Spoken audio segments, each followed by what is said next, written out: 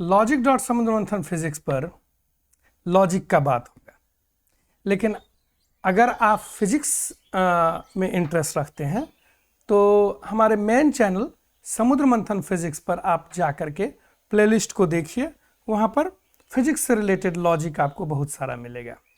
तो पहले लॉजिक में आज जो मैं आपको बताना चाहता हूँ कि मैं YouTube पर ऐसे कई वीडियो देखता हूँ, पहले देखता था, आजकल तो थोड़ा मुझे सजेशन भी उस तरह का कम मिल रहा है, जिसमें कि माइलेज पता करने का वीडियोस आता है। तो उसके लिए लोग बोतल ले लेते हैं, उसमें कुछ 1 लीटर या जितना भी मन हो, हाँ उसी आसपास में लेते हैं। कुछ लोग 100 ग्राम लेते हैं, 100 मिलीलीटर लेकर के फिर उसको चलाते हैं, कन्वर्ट करते हैं। कॉन्ट्रैप्शन बड़ा ही कॉम्प्लेक्स होता है। तो मैं आपको बताना चाहता हूँ कि इस चीज़ को कैसे आप जस्ट विथ लॉजिक कर सकते हैं, just with paper and pen and understanding आप इसको कर सकते हैं, कोई कॉन्ट्रैप्शन नहीं चाहिए। ठीक है, देखिए तो 2 केस लेकर के चलेंगे। पहले मान लेते हैं कि आपके व्हीकल में रिजर्व फ्यूल सिस्टम है, कुछ एक अमाउंट मान लेते हैं, रिजर्व फ्यूल सिस्टम आप में 2 लीटर का है मान लेते हैं। जब कभी भी आपका व्हीकल रिजर्व में जाता है, आपको तो पता चल ही जाता है, क्योंकि फिजिकली आपको फ्यूल को रिजर्व सिस्टम से यूज करने का के लिए मैकेनिज्म को एक्टिवेट करना पड़ता है। उस समय आपको रीडिंग नोट कर लेना है कि कितना किलोमीटर शो कर रहा है। जिस समय यह रिजर्व में गया, पेट्रोल लेने नहीं चले जाना है आपको, वो तो जब आएगा, पेट्रोल पंप आएगा 50 किलोमीटर में आएगा, या फिर हो सकता है आपका मन नहीं है तो 2-3 दिन बाद ही जाएंगे, उसमें कोई दिक्कत नहीं है। जिस समय पहली बार रिजर्व सिस्टम में गया, यूज आएगा, उसका रीडिंग नोट कर लेंगे। समझ में आया? इसको मैंने नाम R1 दे दिया। R1 किलोमीटर में है, टैंक का स्थिति यह है, यह आपका रिजर्व टैंक का स्थिति है।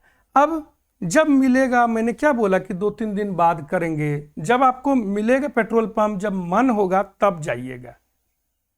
तो उस समय जब आप दोबारा से जब आप इसमें फ्यूल इंजेक्ट करवाते हैं, मान लीजिए 1 लीटर 2 लीटर जितना मन हुआ, 100 रुपये का, 150 रुपये का, तो उस समय स्थिति क्या रहा होगा कि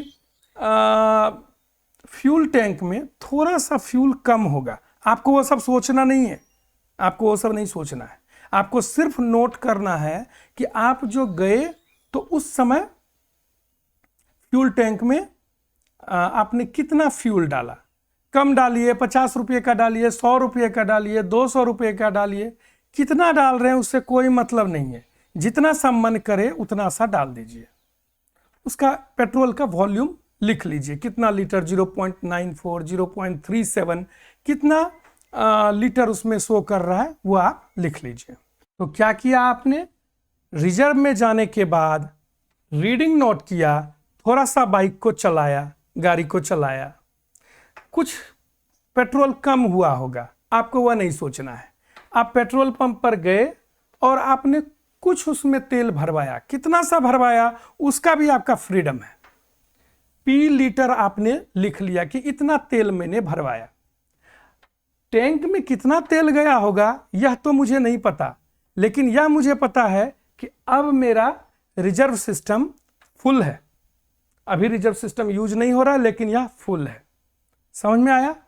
रीडिंग वगैरह नोट नहीं करना है, सिर्फ पेट्रोल कितना डाला सिर्फ वो नोट करना है। रीडिंग आपने पहली बार जब वो रिजर्व गया था तब आपने नोट किया है, दूसरी बार सिंपली आपने जाके फिल किया और कितना पेट्रोल फिल किया P लीटर में वह आपने नोट कर लिया।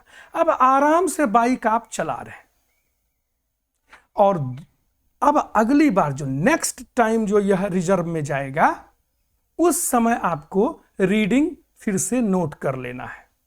टैंक का स्थिति देखिए, दोबारा से जब यह रिजर्व में गया, पहली बार जब गया था तो आपके बाइक में, आपके व्हीकल में 2 लीटर ही पेट्रोल था, आप इस सर्टन है इस चीज को। और दोबारा जब हिट किया तो फिर भी फ्यूल लेवल उतना ही है, 2 लीटर ही है। मतलब इस बीच में जितना भी किलोमीटर चला, वह जितना फ्यूल आपने पी लीटर डलवाया था, ऐसा नहीं कोई एग्जैक्ट मोमेंट पे, कभी भी बीच में डलवाया, तो उतने से ही बीच का किलोमीटर चला होगा। किलोमीटर कैसे पता चल जाएगा? फाइनल रीडिंग जो अभी दोबारा जब सिस्टम ने हिट किया रिजर्व, तो R2, और इनिशियल में जब शुरू में आपने रीडिंग लिया था किलोमीटर का, तो R1, तो किलोमीटर R2 माइनस R1 हो गया। पेट्रोल आपने बीच में, इस बीच में दोनों टाइम में रिजर्व फ्यूल टैंक तो 2 लीटर पे ही है, बीच में कुछ कम हुआ होगा, आपने चलाया होगा, तो यह जो किलोमीटर चला है यह इसी पेट्रोल से चला है। जो एक्स्ट्रा डाला था तो उतना सा एक्स्ट्रा चला। रिजर्व टैंक में तो अभी भी सेम ही फ्यूल है स्टार्टिंग और एंडिंग में। समझ में आया? इसी चीज को अगर हम लोग लिखना चाहें मैथमेटिकली, तो reading of kilometre when system hits reserve for the second time, reading of kilometre when system hits reserve for the first time, उसका डिफरेंस आ गया। और P क्या है? Litre of petrol you field between these two reserve, आपको mileage मिल गया। अब next system, vehicle जिसमें कि रिजर्व सिस्टम हो ही नहीं, उसके लिए क्या करेंगे? आजकल जो स्कूटी है और बाइक में भी आजकल रिजर्व को हटा दिया है, कार में भी रिजर्व सिस्टम नहीं है, तो उसको कैसे मैनेज करेंगे अगर जब ये नहीं होगा तो? अब देखिए, रिजर्व सिस्टम के विदाउट में मुझे करना है, विदाउट मैंने ऐड किया है। तो क्या करना है, पहले जब पहला रीडिंग लिया था मैंने तो फर्स्ट रिजर्व पर लिया था, अब वो नहीं करना है। पेट्रोल पंप जाना है और अपने टैंक को फुल करवा लेना है। जब आप फुल करवाएंगे तो पहला रीडिंग आपको ले लेना है, फिर आराम से अपना व्हीकल चलाना है, जितना मन हो उतना चलाना है।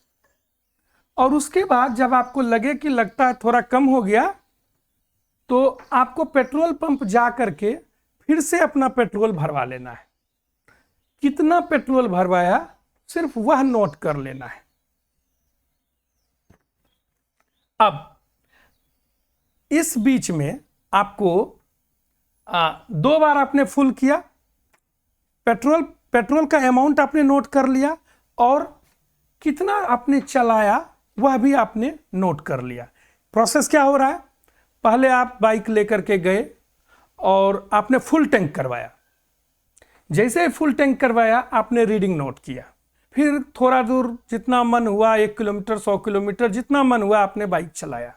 उसके बाद पेट्रोल पंप पर गया और उसको फिर से आपने फुल किया। यहाँ से आपको पेट्रोल का वॉल्यूम आपने नोट कर लिया, और न्यू किलोमीटर क्योंकि बीच में आपने चलाया वह आपने नोट कर लिया। और सेम फॉर्मूला कि दोनों रीडिंग का डिफरेंस जो है वह उतना ही होगा। पहले भी फुल टैंक था, बाद में भी फुल टैंक करवाया, तो नेक्स्ट टाइम जो आप पेट्रोल पंप पर गए हैं फुल टैंक करवाने के लिए, तो उसमें उतना ही तेल आप लगा रहे हैं जितने में बीच का ये रीडिंग चला होगा। सेम फॉर्मूला फिर आपका काम कर जाएगा। तो इस प्रकार से विथ रिजर्व सिस्टम और विदाउट रिजर्व सिस्टम दोनों का माइलेज निकालने के लिए किसी भी स्टंट का जरूरत नहीं है। वो बोतल लेकर के मैं वो वीडियो देखता था तो मुझे लगता था कि इतना कॉन्ट्रैप्शन का कोई ज़रूरत नहीं है, इसको हम लॉजिक से भी कर सकते हैं। तो बताइएगा वीडियो पसंद आया या कैसा लगा।